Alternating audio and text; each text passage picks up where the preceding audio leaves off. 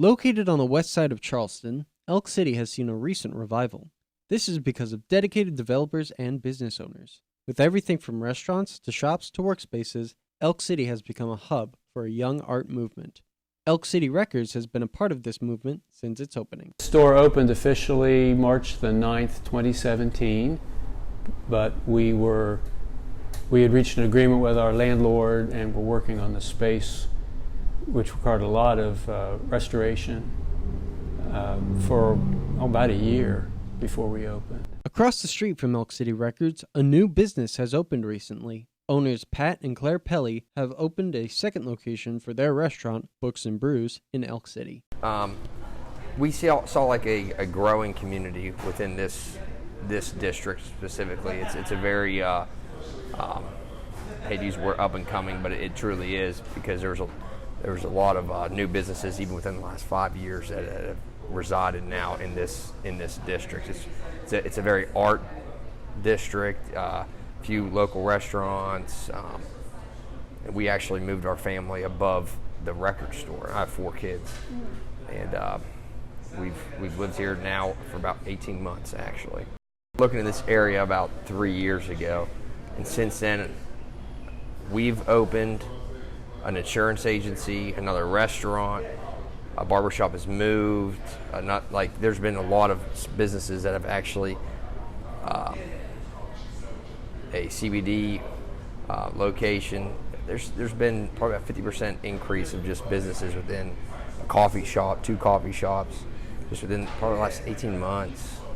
And so I mean, I've seen it change pretty drastically, pretty quick, actually.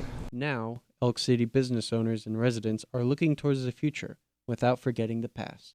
Always been, and still are, and hopefully always will be, some long-standing businesses here. We have Charleston Business Machines, our next-door neighbor, been here for decades. The Grill down the street's been here for decades. But what we've seen in the turnover of the businesses is a little more emphasis on service businesses, a little more choice in cuisine when it comes to the restaurants, and it's some people who are really doing things in a unique way, and they happen to be based here. I'm thinking of Kinship Goods and Base Camp Printing just around the corner on Tennessee Avenue. We're going to have another ice cream parlor down the street. We're going to have a Vandalia Donuts over on Tennessee soon.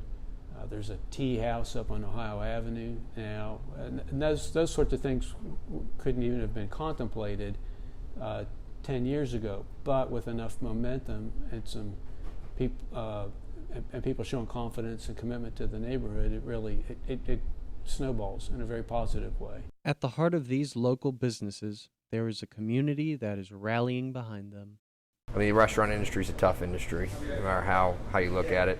And I mean, the community has embraced us, we've embraced them, and it's patrons, especially recurring patrons, that allow restaurants to truly succeed.